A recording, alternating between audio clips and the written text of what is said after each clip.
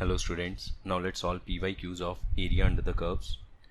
So first question है हमारे पास the area in square units of the region described by x, y square less than equal to 2x and y greater than equals to 4x minus 1. देखो अगर इसमें हम क्या rule follow करते हैं हर बार कि इनइक्वालिटी को हटाएंगे, ठीक है.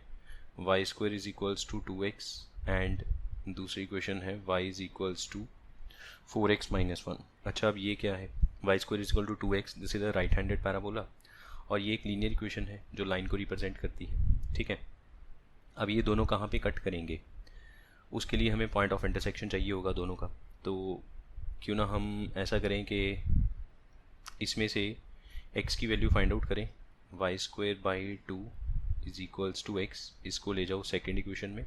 So y is equals to 4 into y square by 2 minus 1, इसको कट किया. So this will become 2y square minus y minus 1 is equals to 0, ठीक है. इसको सॉल्व करेंगे तो हमारे पास y की दो वैल्यूज़ आ जाएंगी, y इज इक्वल्स टू 1 और माइनस 1/2. अच्छा, उसके बाद अगर हम यहाँ पे इनका ग्राफ प्लॉट करें तो जो अपना y square is equal to 2x है उसके लिए तो ये राइट हैंडेड पैराबोला बनेगा जो ओरिजिन में से पास करेगा, ठीक है. स्टैंडर्ड पैराबोला है ये. y is equal to 4x minus 1. अब ये लाइन कैसी होगी? देखो इसकी स्लोप जो है वो पॉजिटिव है ना. अगर हम इसको कहें y is equal to mx plus C, ऐसे कंपेयर करें, x को 0 पुट करने पे y माइनस 1 आएगा, मतलब यहाँ पे कहीं पे, यहाँ पे -1. और अगर हम y को 0 करेंगे तो x 1/4 आ जाएगा, यहाँ पे कहीं पे 1/4. तो इन दोनों में से पास करने वाली ये एक लाइन, ठीक है. आई होप आप समझ गए हैं कि लाइन कैसे बनेगी, ठीक है. अब ये दो पॉइंट्स ऑफ इंटरसेक्शन हैं, लाइन और इस पैराबोला के. हमसे क्या कहा जाता है? Area of the region described by this and this, ठीक है. अच्छा, अब देखो इसमें आप 0,0 तो कर नहीं सकते ना, क्योंकि 0 less than equal to 0 true हो जाएगा. इसमें तो कर सकते हो ना 0,0. ओरिजिन इसमें पुट करेंगे 0, ठीक है. यहाँ पे अगर इस इक्वेशन में अगर हम 0 0 पुट करें तो 0 ग्रेटर देन इक्वल्स टू -1, बिल्कुल ठीक है. इसका मतलब लाइन का शेड होगा towards the origin. Of course इसका shade away from the origin ही होगा, करके देख लो आप. इसमें पैराबोलिक इक्वेशन में कोई भी और पॉइंट पुट करके देखो. लेट से ये पॉइंट है जैसे 1, कुछ भी है ना, 1,0. तो इस पॉइंट को अगर आप इसमें पुट करते हैं, इस वाले में y की जगह 0, x की जगह 1 करेंगे तो 2 ग्रेटर दैन 0, बिल्कुल ठीक है. इसका मतलब शेड होगा टुवर्ड्स दिस पॉइंट. तो पैराबोला का शेड आगे की तरफ, लाइन का शेड पीछे की तरफ, तो दोनों में ये वाला एरिया बाउंड होगा और हमें ये वाला एरिया फाइंड आउट करना है. अच्छा देखो, हमने इस एरिया को फाइंड आउट करने के लिए y एक्सिस की हेल्प लेंगे तो बेटर रहेगा. और बाई चांस हमने जो point of intersection find out किया, अभी तक हमने उस पॉइंट का x कोऑर्डिनेट फाइंड आउट नहीं किया, हमने सिर्फ y कोऑर्डिनेट ही फाइंड आउट किया है और हमें चाहिए भी वही, ठीक है. तो बाई चांस ही ऐसे हो गया, अगर हमें x कोऑर्डिनेट चाहिए होता तो ये वाली दोनों वैल्यूज़ को टर्न बाय टर्न हम इस सेकेंड इक्वेशन में पुट करते, ठीक है. ये जो सेकेंड इक्वेशन है इसमें पुट करते और अपना क्या आ जाता, x की वैल्यू आ जाती. तो ये जो पॉइंट ऑफ इंटरसेक्शन है इसका y कोऑर्डिनेट है -1/2 और यहाँ से y कोऑर्डिनेट है 1, ठीक है. अब देखो रूल क्या है, जो कर्व आगे है उसमें से पीछे वाली कर्व माइनस होगी, क्योंकि हम with respect to y axis इसको इंटीग्रेट करेंगे. जहाँ पे इंटरसेक्शन हुई स्टार्टिंग पॉइंट है -1/2, ऊपर जाते जाते एंडिंग पॉइंट है 1. So what will be area covered? Area will be equals to y second curve में से, this is a curve number 2 and this is a curve number 1, ठीक है. कर्व नंबर 2 आगे है, सॉरी y2 नहीं लिखेंगे, इस बार लिखेंगे x2 मतलब x की value from the second equation, minus x1 मतलब x की value from the first equation, and with respect to dy from -1 से लेके हाफ तक. Now what is x2? x2 की वैल्यू यहाँ से आएगी तो ये बनेगा y plus 1/4, y plus 1/4. What is x1? x1 की वैल्यू फर्स्ट इक्वेशन से आ जाएगी y square by 2 and with dy, ठीक है. इस बार जो एरिया है वो with respect to y axis calculate करना ज़्यादा आसान है, तो इसलिए हमने लिमिट्स जो हैं y एक्सिस के विद रिस्पेक्ट ही इसमें पुट करी हैं, सही है. तो बस अब इसको पूरा सॉल्व करेंगे, सिंपल सा है। इसमें 4 और 2 का एलसीएम करेंगे तो बाहर आ जाएगा, बाकी सब पे पावर फार्मूला लगेगा। पावर फार्मूला अप्लाई करने के बाद जब आप इसको पूरा सॉल्व करेंगे तो आपका आंसर आएगा 9/32। B will be the correct option. Next, area bounded by the curves y is equal to mod of x minus 1 plus mod of x minus 2 and y is equals to 3 is equal to what. तो हमें इसका पहले तो graph plot करना होगा, ठीक है ना। जितना भी area bounded by the curves वाला टॉपिक है उसमें बिना ग्राफ के तो हम कोई भी क्वेश्चन सॉल्व नहीं कर सकते, है ना। ग्राफ पता होगा तभी तो पता चलेगा ना, मतलब ग्राफ तो प्लॉट करना ही पड़ेगा, तभी तो पता चलेगा कि कौन सा area with respect to x axis है या वाई एक्सिस है जिसको हमें कैलकुलेट करना है। तो ऑफ कोर्स ग्राफ प्लॉट करने के लिए अब इसमें हम क्या करेंगे कि मॉड को हटाने के लिए हमें प्लस माइनस लगाना पड़ेगा। ये वाली क्वांटिटी पॉजिटिव होगी 1 के बाद और ये क्वांटिटी पॉजिटिव होगी 2 के बाद। तो इसका मतलब ये है अगर x की वैल्यू 1 से कम रहेगी केस 2 बनेगा, x की वैल्यू 1 को एक्सीड कर गई बट 2 से अभी भी लेस है, और थर्ड केस बनेगा x की वैल्यू 2 से ज़्यादा है, ठीक है। अगर x की वैल्यू 1 से कम होगी सो ये भी नेगेटिव आएगा, ये भी नेगेटिव आएगा, minus of x minus 1 minus of x minus 2, ठीक है। आई होप आप ये बात समझते हैं। मैं ये मान के चलता हूँ कि आपको लीनियर इनइक्वालिटी, मॉडुलस वगैरह ये सब आप पढ़ के यहाँ तक आए हैं, क्योंकि अब आप एरिया अंडर द कर्व्स वाला टॉपिक पढ़ रहे हो तो इसका मतलब ऑब्वियस है कि आप पीछे वाले सारे टॉपिक्स को अच्छे से पढ़ के आए हो। आपको पता है मॉडुलस के अंदर लीनियर एक्सप्रेशन है हटाने के लिए, वो जो क्रिटिकल पॉइंट है ना जिसके बाद पॉजिटिव नेगेटिव आएगा, उस पॉइंट पे आपको मॉड को ब्रेक करना है। तो अभी हम 1 से पीछे हैं, ये भी नेगेटिव है, ये भी नेगेटिव है, तो ये बनेगा -2x और +3, ठीक है। अच्छा, अगर आप 1 और 2 के बीच में आ जाते हो, 1 और 2 के बीच में आ जाओ तो ये तो पॉजिटिव होगा लेकिन ये अभी भी नेगेटिव रहेगा। y will be x minus 1 minus of x minus 2, so y is equals to 1 आ गया यहाँ से, ठीक है। और लास्ट वाला अगर 2 से भी आगे चले जाएं, ठीक है, ये 3 केस हमने किए, अगर 2 से भी आगे चले जाएं तो दोनों पॉजिटिव हो जाएंगे, तो दोनों का मॉड हटा दो बस, 2x माइनस 3 ऐसे बनेगा, ठीक है। अब इसका ग्राफ देखें ज़रा, ग्राफ कैसा होगा। एक सेकेंड ज़रा यहाँ पे ग्राफ प्लॉट करते हैं। एंड ऑफ कोर्स एक हमें जो लाइन ड्रॉ करनी है y इज इक्वल टू 3, ये सिंपल लाइन है। y इज इक्वल टू 3 कैसी लाइन होगी, जो y एक्सिस में 3 में से पास करेगी horizontal line, that is called y is equal to 3। तो y इज इक्वल टू 3 कोई बहुत बड़ा काम नहीं है। अच्छा, काम तो ये भी कोई बहुत बड़ा नहीं है, 1 से पीछे ये वाली इक्वेशन है। ओके, सो हम यहाँ पे एक सेकेंड ज़रा एक्सिस ड्रॉ करें, ठीक है। y इज इक्वल टू 1 यहाँ पे होगा और 3 यहाँ पे कहीं पे होगा। अभी x की वैल्यू 1 यहाँ पे है और 2 यहाँ पे है, ठीक है, ऐसे है।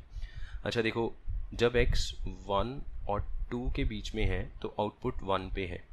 ये हमने मिडल वाला ग्राफ बनाया, ये वाला ग्राफ, ठीक है, क्योंकि x की वैल्यू 1 और 2 के बीच में है तो y की वैल्यू 1 है। अच्छा, अगर x एग्जैक्टली 2 हो जाए, यहाँ पे अगर मैं x को एग्जैक्टली 2 करूँ तो 2 2 ज़ा 4 माइनस 1 3, तो 2 पे आके भी आउटपुट 1 पे ही रहेगी। तो 1 पे फिल्ड सर्कल, 1 पे भी, मतलब जब x 2 है तो भी फिल्ड, x 1 है तो भी फिल्ड। 1 से पीछे क्या होगा, अगर मैं एग्जैक्टली 1 करूँ तो 1 आएगा, 1 से पीछे क्या होगा। अब यहाँ पे लेट अस से अगर मैं x को 0 करता हूँ तो y कितना आएगा, 3 आएगा। इसका मतलब इस पॉइंट में से लाइन पास करेगी और ऐसे करके लाइन आएगी, ठीक है। अब ये लाइन पूरी ऐसे चलती जाएगी पीछे तक, क्योंकि x की वैल्यू 1 से पीछे है तो ये लाइन है। इस लाइन की इक्वेशन क्या है, y is equals to -2x plus 3, ठीक है। ये सब क्लियर है ना। अच्छा, अब 2 से आगे कोई नंबर पुट करके देखें, चलो मान लो 3 ही पुट करके देख लेते हैं, ठीक है। y को अगर 3 पुट करें तो क्या आएगा, 2 3 ज़ा 6 माइनस 3, 3 आ जाएगा। मतलब x को अगर 3 किया, x को अगर 3 किया तो y की वैल्यू भी 3 आ जाएगी, ये पॉइंट आएगा, और 2 करने पे ये आया था, तो ये इसका ग्राफ बन गया, ठीक है। अच्छा, अब हमें और क्या चाहिए, एक लाइन, एक तो ये वाली कर्व थी y is equal to this, ये जो ऐसे करके बोट नज़र आ रही ना आपको, ये इसका ग्राफ है, ये इसका ग्राफ है। ग्राफ 3 पार्ट्स में डिवाइडेड है, 1 से पीछे लाइन डिसेंडिंग है बिकॉज स्लोप नेगेटिव है, you can see y is equal to M X plus C जैसी फॉर्म है, तो इसमें m नेगेटिव है। 2 से आगे ये वाला फॉर्मेट है 2x माइनस 3 जिसमें m पॉजिटिव हो गया, coefficient of x is called slope, ठीक है। और 1 और 2 के बीच में y फिक्स्ड है 1, सही है, ये इसका ग्राफ बन गया। अच्छा, अब हमें और क्या चाहिए, और चाहिए y is equal to 3। So y is equal to 3 क्या है, y is equal to 3 is a straight line, ये वाली लाइन है y is equals to 3, this line is y is equals to 3। अब देखो y इज इक्वल टू 3 और इसके बीच में जो एरिया बाउंड हुआ, हमें वो एरिया कैलकुलेट करना है, ठीक है, सही है। अच्छा, अब आप देखो, आप इसमें इंटीग्रेशन क्यों लगाओगे, वैसे अगर बोर्ड्स में आएगा क्वेश्चन तब तो इंटीग्रेशन से करना पड़ेगा, क्योंकि वहाँ पे लिखा होगा using integration find the area of this curve and this curve. लेकिन अगर MCQ है तो हम इसको इंटीग्रेशन से क्यों सॉल्व करें। ये दो पैरेलल लाइंस है, it is a kind of trapezium, एक ऊपर पैरेलल लाइन है और एक नीचे पैरेलल लाइन है।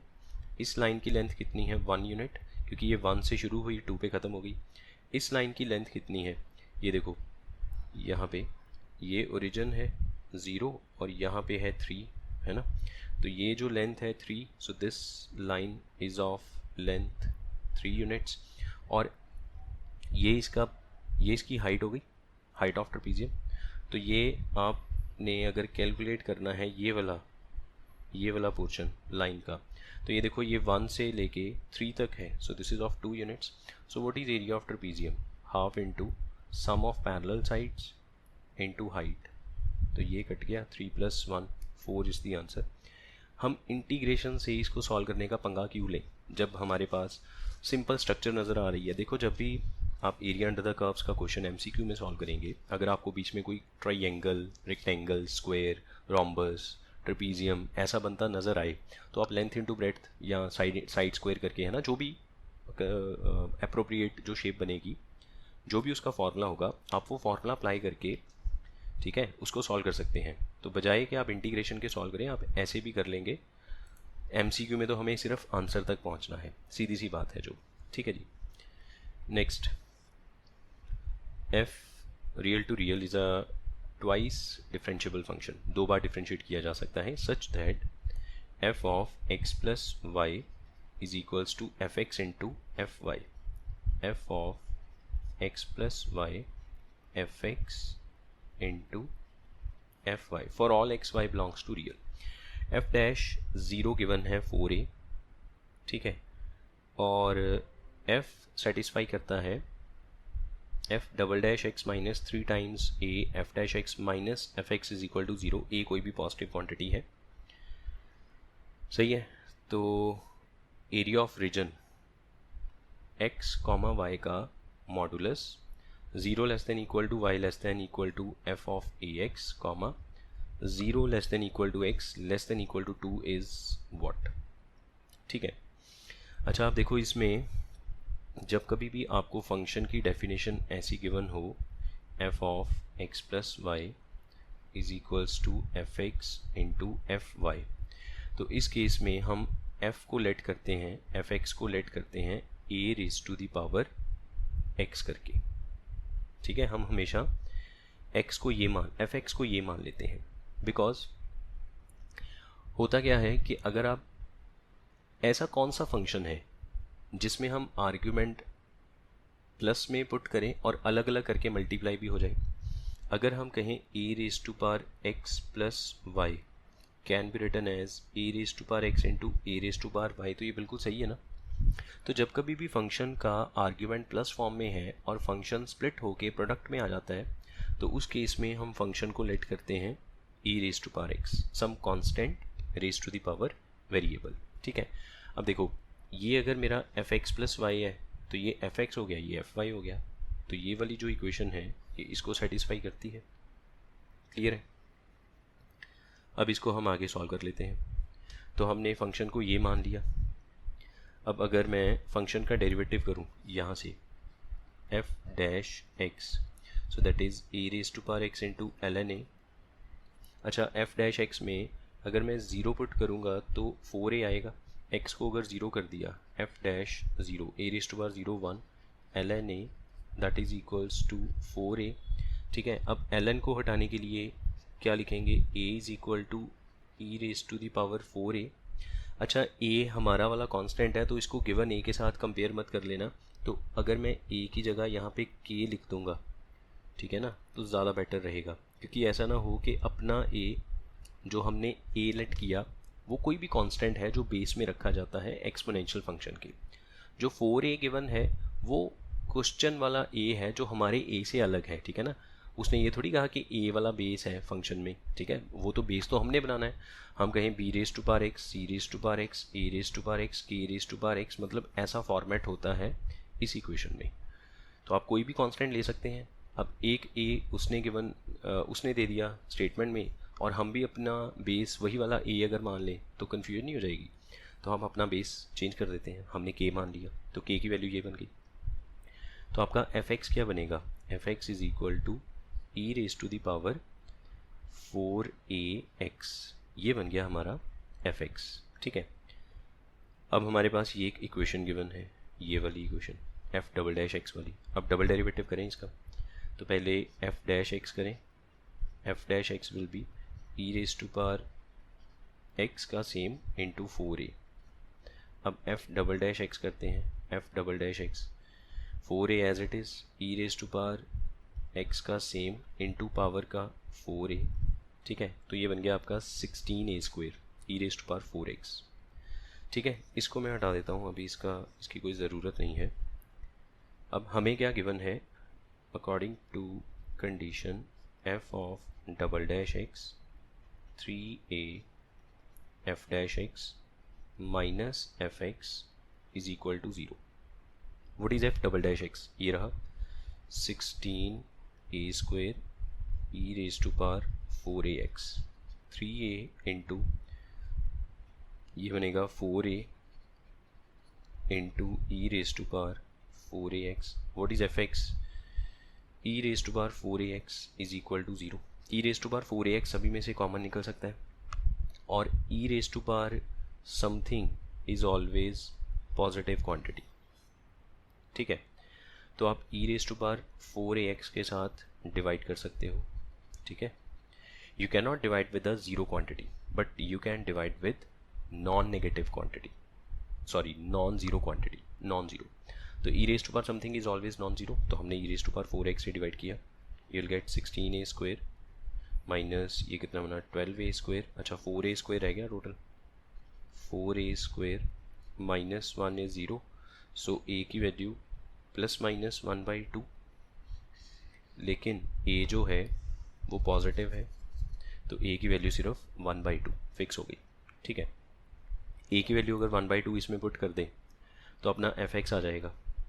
सो therefore fx is equal to यहाँ पे 4 into half e raise to power 2x, ये है अपना fx, सही है। अब हमें क्या चाहिए, y less than equal to f(ax), हमें ऐसे गिवन है 0 less than equal to y less than equal to f of ax, and और क्या गिवन है 0 less than equal to x less than equal to 2। इसने तो लिमिट बता दी कि 0 और 2 के बीच में रहो, ठीक है जी। अच्छा अब यहाँ से y इज़ इक्वल टू 0, इसका मतलब है x एक्सिस के साथ जुड़ते रहो, ठीक है ना। y 0 से बड़ा होगा तो आपको x एक्सिस के ऊपर ऊपर रहना है, नीचे नहीं आ सकते। अब इसमें इनइक्वालिटी को अगर हटाएं तो इसको ऐसे लिखा जाएगा y f ऑफ ax, और a की जगह क्या आएगा हाफ x, सही है। इसका मतलब आपने क्या करना है, अपने फंक्शन में x की जगह हाफ x कर देना है। तो ये आपका फंक्शन है, so y is equal to e raise to power 2 into half x, ठीक है। x की जगह क्या कर दिया, हाफ x कर दिया, ये कट गया, so y is equal to e raise to power x, ये बनी इक्वेशन, और ये इसकी लिमिट्स हो गई। तो y is equal to e raise to power x का ग्राफ कैसा है, ये तो स्टैंडर्ड कर्व है, ये बना y is equal to e raise to power x की कर्व, और कहाँ से कहाँ तक इंटीग्रेट करना है, 0 से लेके 2 तक, ये वाला एरिया कैलकुलेट करेंगे। नाउ इंटीग्रेट करेंगे E raise to power x को फ्रॉम 0 to 2, अपना आंसर आ जाएगा वेरी सिंपली, ठीक है। So what is area, E raise to power x dx का इंटेग्रल 0 to 2, तो ये E raise to power x का सेम रहेगा, अपर लिमिट पुट करेंगे E raise to power 2 minus 0 put करेंगे, ई रेज टू पावर 0 1 होता है, तो answer is E square minus 1। So A is the correct option. ठीक है, एक बार देख लीजिए, कहीं पे कुछ नहीं समझ आया तो इसको थोड़ा सा रिवाइंड करके दोबारा पढ़िएगा। ये जो आपको गिवन था ये लिमिट्स थी कि आपको इसके बीच में ही रहना है, ठीक है। और यहाँ से अच्छा, आप कोई कहे कि हमें कैसे पता शेड ये होगा, तो आप चेक करके देख लेना। ये वाली जो इक्वेशन है ना, इसमें इनइक्वालिटी थी ना, जिसको हटा के हमने इक्वालिटी लगाई थी, तो y less than equal to e raise to power x। अगर आप इसमें ओरिजिन पुट करेंगे 0 लेस देन इक्वल टू 1, बिल्कुल ठीक है, तो शेड जो है ओरिजिन की तरफ होगा, मतलब नीचे वाली साइड, क्योंकि ओरिजिन नीचे है तो इसलिए शेड नीचे हुआ। और ये वाला पोर्शन शेड क्यों नहीं किया, बिकॉज इस पोर्शन में x की वैल्यू 0 से पीछे आ गई।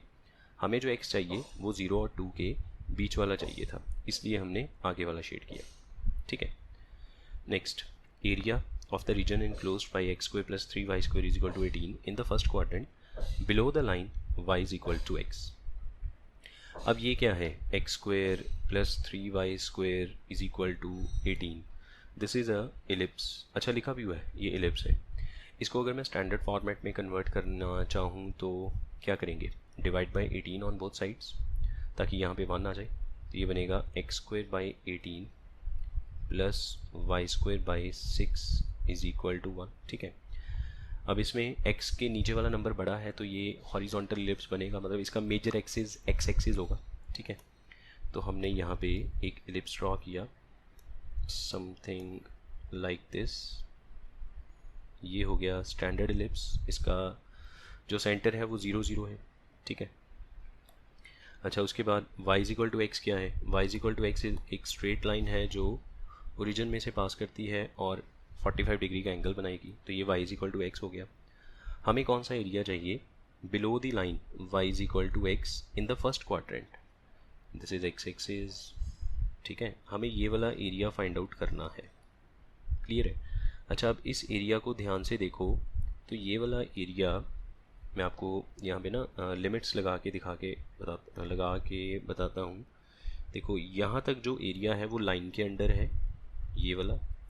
जैसे ही इस पॉइंट ए को क्रॉस किया, एरिया टच करेगा एलिप्स की कर्व को, ठीक है। तो अब हमें ये देखना होगा कि दोनों लाइन और एलिप्स कहाँ कट होते हैं। मुझे ये वाला पॉइंट ऑफ इंटरसेक्शन का एक्स कोऑर्डिनेट चाहिए, सही है। तो इसका एक्स कोऑर्डिनेट फाइंड आउट करने के लिए हम क्या करेंगे, y की जगह यहाँ एक इक्वेशन ये है और एक ये है ना, y is equal to x. तो y की जगह यहाँ x पुट कर दो, तो ये बनेगा आपका, अच्छा यहाँ पे पुट कर दो एक्स स्क्वेयर, y की जगह x आ जाएगा ना, एक्स स्क्वेयर 3x स्क्वेयर और x square 4x square is equals to 18। X square is equal to कितना बना ये 9/2, 2 से कट किया तो 9/2 ऐसे बन गया, या फिर ऐसे लिख लें 18/4, ये बन गया 3√2/2, ये भी ठीक है, जैसे मर्जी कर सकते हैं, या फिर 3/√2, ठीक है, 3/√2। तो ये जो पॉइंट है ए, ये है 3/√2, और ये पॉइंट क्या है, this is point P. What is this point P? So this is the point of intersection of ellipse with x axis. तो y को 0 कर दो, तो y को 0 करेंगे एक्स स्क्वायर 18 आएगा, x की वैल्यू 3√2, ये पॉइंट है 3√2, ठीक है। अगर ये 3/√2 है और ये जो पॉइंट मान लो ये है b के कोऑर्डिनेट्स क्या आएंगे, इसका x कोऑर्डिनेट तो ये रहा 3/√2, y कोऑर्डिनेट भी सेम आएगा because b lies on the y is equal to x, जो इसमें x है वही इसमें y है। तो अगर आप ये वाला ट्राइंगल जो पहले शेड किया है ना मैंने ऐसे करके, ये वाला है ना ट्राइंगल O, इस पॉइंट को मैंने A बोला था ना, OAB, तो OAB में ये बेस हो गया 3/√2, ये हाइट हो गई 3/√2 और यहाँ पे 90 है, तो इसका एरिया तो फटाफट से निकल गया है ना, area A1 half into 3/√2 into 3/√2। इसको इंटीग्रेट करने की क्या ज़रूरत है, सीधा ही एरिया सॉल्व हो रहा है। तो ये आपका बन गया 9/4। एरिया A2 पे आ जाओ, एरिया A2 शुरू होता है 3/√2 से और ये है 3√2 तक, और ये आएगा इलिप्स की कर्व का एरिया। ठीक है, अब इलिप्स की कर्व में से y कैसे फाइंड आउट करेंगे, यहाँ से y कैसे निकलेगा, y will be equals to, मतलब 3y² लिखा हुआ है ना यहाँ पे, 18 माइनस x², 3 डिवाइड हो गया यहाँ पे 3 आ गया, y² का रूट कर दिया, और 3 का रूट 1/√3 बाहर रखो, 18 को लिख सकते हो 3√2² माइनस x², ऐसे करके, तो 1/√3 बाहर आएगा, यहाँ पे आएगा 3√2² माइनस x² dx। इस पे आप अपना फार्मूला लगाओ, जो a² माइनस x² वाला फार्मूला। ठीक है, सो a² माइनस x² वाला फार्मूला सबको पता है, साइन इनवर्स x/a वाला फार्मूला। वो फार्मूला अप्लाई करने के बाद, सारी लिमिट्स पुट करने के बाद इसका जो आंसर आएगा, ठीक है, वो आएगा आपका 1/√3 इंटू 3π माइनस 9/4, ये एरिया A2 आएगा। अब देखो यार, ये वाला काम आप खुद कर लेना, इसमें a² minus x² under root वाला फार्मूला लगेगा, बड़े ध्यान से फार्मूला अप्लाई करना है। फार्मूला क्या है, x/2 under root of a² minus x² plus a²/2 sine inverse x/a, मैंने फार्मूला बोल दिया। लिमिट्स 3√2 से 3/√2 से 3√2। ठीक है, लिमिट्स वगैरह सॉल्व पुट करने पे ये पूरा सॉल्व करके आ जाएगा। तो हमें फाइनली क्या करना है, इन दोनों को ऐड ऑन करना है, एरिया A1 प्लस A2। तो जब आप इनको ऐड करोगे, ये आपका एरिया A1 और ये एरिया A2, जब आप इनको ऐड करोगे तो 9/4 तो वैसे ही कट हो जाएगा, बाकी क्या बचेगा 3π/√3, √3 भी 3 को कट करेगा, तो √3π, आंसर आएगा √3π। A will be the correct option. ठीक है, now next we need to find area bounded by the curve y is equal to x² minus 9 mod के अंदर, and the line y is equal to 3। चलो y is equal to 3 तो एक horizontal line है जो y axis के जहाँ पे 3 लिखा होगा वहाँ से पास करेगी। इसका ग्राफ कैसे बनेगा, तो क्वाड्रेटिक है ये, है ना। मैं पहले मॉड को हटा के सिर्फ इसका ग्राफ अगर प्लॉट करूँ, ठीक है, मतलब मैं अगर इसका ग्राफ प्लॉट करूँ तो इसका ग्राफ कैसे होगा, इसकी क्या रूट्स आएंगी, इसकी 2 रूट्स आएंगी, 3 और -3। ठीक है, अच्छा अगर मैं सिर्फ ये कहूँ कि x² का ग्राफ कैसे होगा, तो x² का ग्राफ ऐसे होगा, x² माइनस 9 का ग्राफ कैसे होगा, 9 यूनिट नीचे आ जाएगा जहाँ पे -9 लिखा होगा, है ना, ये ग्राफ ऐसे होगा। x एक्सिस को कहाँ कट करेगा, जहाँ पे -3 और 3 आएगा। ठीक है, ये इसका ग्राफ बन गया। ट्रांसफॉर्मेशन ऑफ ग्राफ वाला टॉपिक याद कीजिए, हमने ट्रांसफॉर्मेशन ऑफ ग्राफ में ये सब ऑलरेडी कवर कर रखा है। x² का ग्राफ हमें चाहिए, x² माइनस 9, तो यहाँ पे आएगा -9 और यहाँ पे -3, यहाँ पे 3, -3 और 3 में से पास करने वाली पैराबोलिक कर्व जो y एक्सिस को -9 पे कट करेगी, ये है इसका ग्राफ। लेकिन मुझे तो इस पे मॉड लगाना है, मॉड लगा के ग्राफ क्या बनेगा, सेम ऐसे ही ग्राफ बनेगा, जितना पोर्शन x एक्सिस के नीचे है वो फ्लिप करके ऊपर चला जाएगा। ठीक है, मतलब यहाँ पे -9 पे कट हो रहा है तो ऊपर जाके 9 पे कट होगा। ये चीज़ समझ में आई। तो अब मैं ज़रा मॉड लगा के ग्राफ प्लॉट करूँ इसका दोबारा से, ठीक है ना, जो हमें ग्राफ चाहिए हम उस पर काम करेंगे। तो अपना जो ग्राफ है वो कुछ ऐसे बनेगा कि यहाँ पे -3, यहाँ पे 3, पहले तो कर्व ऐसे आ रही है, नीचे नहीं जाएगी, कर्व ऐसे है, और कर्व जो है वो फ्लिप करके ऐसे बन गई, ये ग्राफ बना। और दूसरी लाइन कौन सी है, y इज इक्वल टू 3, तो यहाँ पे मान लो 3 लिखा है, ये जो कर्व है this is a y is equal to 3। ठीक है, ये इसका ग्राफ बन गया। अब जो आपका पैराबोला बना था, ठीक है, जो ऐसे बनना चाहिए था बट वो फ्लिप करके ऊपर चला गया, उस पैराबोलिक कर्व के साथ y इज इक्वल टू 3 को टच करने वाला जो एरिया है वो अपना रिक्वायर्ड आंसर होगा। तो वो एरिया एक तो यहाँ से आया ये वाला, एक यहाँ से आया ये वाला, और एक ये वाला एरिया। ठीक है, हमें ये इतना एरिया कैलकुलेट करना है। Now this is the area bounded by the curve y is equal to mod of x square minus 9 and y is equal to 3। ठीक है, अगर आप इस एरिया को बड़े ध्यान से देखो तो जितना ये एरिया एक्स एक्सिस के राइट पे है उतना ही लेफ़्ट पे है, तो हम क्यों ना इसमें दो बार इंटीग्रेट करने की बजाय हम सिर्फ इतना एरिया कैलकुलेट करें, एक तो ये वाला पोर्शन और एक ये वाला पोर्शन, और इसको डबल कर देंगे तो हमें लेफ़्ट वाला एरिया भी मिल जाएगा। ठीक है, अब हमें देखना होगा कि ये दोनों कर्व्स कहाँ पे कट होती हैं, क्योंकि मुझे ये पॉइंट ऑफ इंटरसेक्शन चाहिए ना। इस पॉइंट ऑफ इंटरसेक्शन से पहले क्या है, ज़ीरो से लेके इस पॉइंट जो भी है ये है ना, अभी मैंने नाम नहीं लिखा, यहाँ तक पैराबोलिक कर्व ऊपर है और लाइन नीचे है। अच्छा, एक चीज़ और इसमें ये वाली जो कर्व और ये जो कर्व है इसकी इक्वेशन सेम है, y is equal to x square minus 9, y is equal to x square minus 9। लेकिन जो कर्व का पोर्शन नीचे से फ्लिप करके ऊपर गया था उसकी इक्वेशन है y is equal to 9 minus x square, because आपने उसमें ट्रांसफॉर्मेशन की है, आप उसको नीचे से ऊपर लेके गए हो। ठीक है ना, आपने साइन चेंज किया है, y नेगेटिव था पर आपने पॉजिटिव किया, तो आपने नेगेटिव पूरी इक्वेशन का नेगेटिव कर दिया, तभी वो ऊपर गई ना। ठीक है, मतलब सिंपल सी बात है यार, जो इक्वेशन नीचे से ऊपर जाएगी वो नेगेटिव हो जाएगी, जो ऊपर से नीचे आएगी वो नेगेटिव हो जाएगी। मॉड लगाने से नीचे वाली इक्वेशन ऑलरेडी नेगेटिव थी, ऊपर चली गई, इसका मतलब आपने एक और नेगेटिव उसको दे दिया, तो एक्स स्क्वायर माइनस 9 के आगे एक और नेगेटिव लगाया, तभी 9 माइनस एक्स स्क्वायर बना। सिंपल बात है।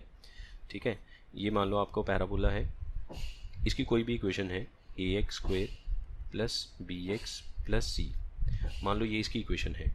अब आपने क्या किया, आपने इसमें से ये वाला पोर्शन हटा के, क्योंकि आपने इस पर मॉड लगा दिया, मॉड लगाने से ये पोर्शन फ्लिप करके ऊपर चला जाएगा ऐसे करके। अब जो ब्लैक कर्व है उसकी इक्वेशन तो यही रहेगी, A x square plus B x plus C, यहाँ से भी और यहाँ से भी। लेकिन ये जो मिडल पे कर्व फ्लिप करके ऊपर आई है इसकी इक्वेशन बदल गई, इसकी इक्वेशन है y is equal to minus of a x square plus B x plus c. Simple concept मैंने एक बार प्रॉपर एक्सप्लेन कर दिया है, अब किसी को इसमें डाउट नहीं होना चाहिए। ठीक है, चलो अब ज़रा इसको सॉल्व करें। मुझे ये वाला पॉइंट ऑफ इंटरसेक्शन चाहिए, तो हम क्या करेंगे, इसमें y की जगह 3 रख देंगे, क्योंकि इस लाइन का नाम है y इज इक्वल टू 3, तो इसमें y की जगह 3 पुट करो, तो आपका ये बनेगा 3 is equal to 9 minus x square is equal to 6, x is equal to plus minus, मतलब ये अगर √6 है तो यहाँ से जो इंटरसेक्शन है दैट इज़ माइनस √6। ठीक है, तो आपका एरिया A1 तो निकल जाएगा ना। एरिया A1 इज़, क्या करना है, जो कर्व है पैराबोलिक वो ऊपर रखेंगे, उसमें से y इज इक्वल टू ये 3 माइनस करेंगे। ठीक है ना, y, ये वाला y ऊपर, ये वाला y नीचे, और यहाँ पे dx फ्रॉम 0 टू √6। ये चीज़ समझ में आई। चलो इसको सॉल्व कर लेते हैं पहले। 9x minus x cube by 3, ठीक है, माइनस 3x, और इस पे लिमिट लगाओ सभी पे 0 टू √6। अच्छा, 0 पुट करने पे तो 0 आएगा, तो लोअर लिमिट पुट करने का कोई फ़ायदा नहीं है, अपर लिमिट करो 9 √6 का क्यूब करेंगे तो 6√6/3 माइनस 3 √6, ये कट गया। ठीक है, तो कितना बना ये टोटल 5 √6 नेगेटिव, तो 4 √6 आ गया। यहाँ तक क्लियर है, 4 √6। अब ये वाला पोर्शन रह गया।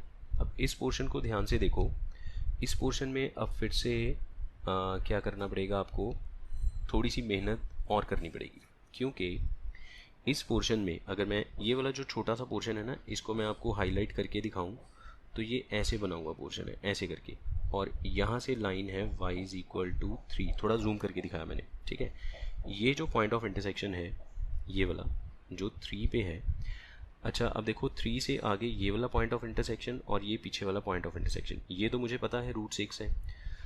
√6 से 3 तक y इज इक्वल टू 3 ऊपर है और पैराबोलिक कर्व नीचे है, आगे भी ऐसा ही है, लेकिन ये जो पैराबोलिक कर्व है इसकी इक्वेशन है 9 माइनस एक्स स्क्वायर, और आगे वाली पैराबोलिक कर्व, ये वाली जो पैराबोलिक कर्व है इसकी इक्वेशन है एक्स स्क्वायर माइनस 9, क्योंकि ये ऊपर वाली साइड जा रही, वो नीचे आ रही है, ये ऊपर जा रही है, दोनों की इक्वेशन में फ़र्क है। ठीक है, अभी मैंने एक्सप्लेन भी किया था। तो ये वाला जो एरिया है, ये वाला पार्ट, इसको मान लो मैंने A2 बोल दिया, दिस इज एरिया A2, तो एरिया A2 विल बी √6 से 3 ऊपर y इज इक्वल टू 3 वाली कर्व माइनस नीचे कौन सी कर्व है, ये जो नीचे आ रही थी जिसकी इक्वेशन ये वाली है, ये वाली कर्व है ना, 9 minus x square, 9 minus x square dx।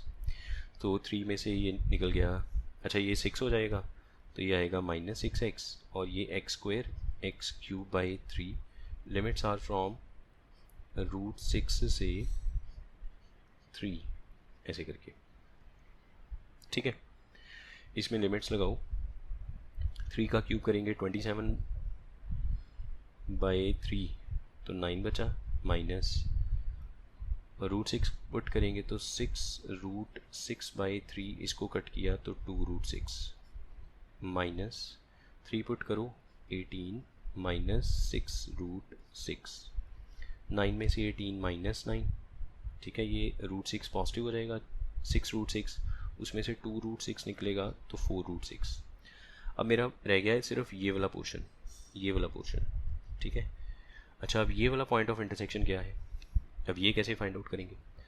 अब ये जो कर्व है इसके साथ y इज इक्वल टू 3 को एलिमिनेशन से सॉल्व करो तो आपको ये वाला पॉइंट ऑफ इंटरसेक्शन आएगा, तो y की जगह 3 पुट कर दो, यहाँ पे आ जाएगा 3 is equal to x square minus 9, 3 is equal to x square minus 9, x square is 12, x is equal to plus minus 2√3, तो ये जो पॉइंट है दिस इज़ 2√3, और ये आएगा यहाँ पे -2√3, दो जगह कट होगा ना, ठीक है।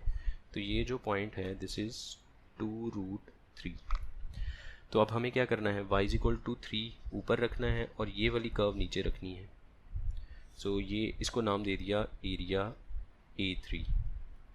So what is area A3, 3 से लेके 2√3, 3 minus x square minus 9 dx, तो ये बनेगा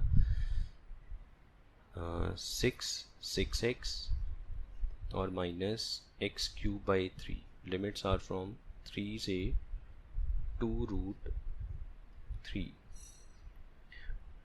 पहले 2√3 पुट करेंगे, 6 2 ज़ा 12, √3 माइनस 18 माइनस 2√3 का क्यूब करेंगे, ठीक है, 2 का क्यूब 8, √3 का क्यूब 3√3 बाई 3, 3 पुट करेंगे तो 27 बाई 3 9 बनेगा, ये कट गया, सही है। 12√3 में से ये निकल गया तो बाकी बना 4√3, ठीक है, और 18 नेगेटिव और ये पॉजिटिव तो -9। तो अल्टीमेटली आपको एक साइड के तीनों एरियाज़ मिल गए, area A2 A3, A1 A2 A3 मिल गया, प्लस करो और इसका डबल करो तो राइट साइड वाला ये जो एरिया है ना, ये वाला ये भी जुड़ जाएगा, जितना लेफ़्ट पे है उतना ही राइट पे है। सो एरिया A1 क्या था 4√6, ठीक है, उसके बाद ये आया -9 प्लस 4√6, और उसके बाद ये आया 4√3 minus 9। So therefore required area is equal to, इनको अगर प्लस करें 9 माइनस में 18 हो गया, 4√6 कितना हो गया 8√6 प्लस 4√3 माइनस 18, है कुछ ऐसा ऑप्शन इसमें, हाँ लगता है बन जाएगा, और इसको डबल भी करना है, इंटू 2 भी करना है, सभी में से 2 कॉमन आएगा, 2 2 ज़ा 4 बन गया, अंदर रह गया 4√6, 2√3, 2 कॉमन किया था ना -9। अब देखो कोई ऑप्शन बना 4 टाइम्स 4√6 प्लस 4√6, नहीं बना, कोई गड़बड़ हुई कहीं पे, हाँ गड़बड़ है इसमें, आंसर तो यही बनता है 4√3, और लगता है इसके ना इसमें ऑप्शंस में मिस्टेक है, शायद ये वो क्वेश्चन था जिसके ऑप्शंस में मिस्टेक थी और बच्चों को ग्रेस मिला था, हाँ ये वही क्वेश्चन है, इसमें इसके ऑप्शंस में मिस्टेक थी और बच्चों को ग्रेस मिला था। बस आप ये देख लो कि और कुछ कॉमन तो नहीं निकलता ना इसमें से, 4√3, बाकी सब कैलकुलेशन तो ठीक है ना, 4√3 और कैलकुलेशन का ही देख लेना एक बार, बाकी सब तो ठीक है, कॉन्सेप्ट ठीक है इसमें। और ये वो क्वेश्चन था जिसमें ऑप्शन मैच नहीं करती थी, तो उस वक्त अगर जेई में ऑफ कोर्स बहुत बार ऐसा होता है, कई बार क्वेश्चंस गलत आ जाते हैं, ऑप्शन मैच नहीं करती या स्टेटमेंट मिसप्रिंट होती है, तो फिर सबको ग्रेस मिलता है उस केस में। तो ये वो क्वेश्चन था जिसमें सबको ग्रेस मिला था, कोई भी ऑप्शन मैच नहीं किया था। ठीक है, तो अभी आप यहाँ तक कर लीजिए, इस क्वेश्चन से फिर हम नेक्स्ट क्लास में कंटिन्यू करेंगे।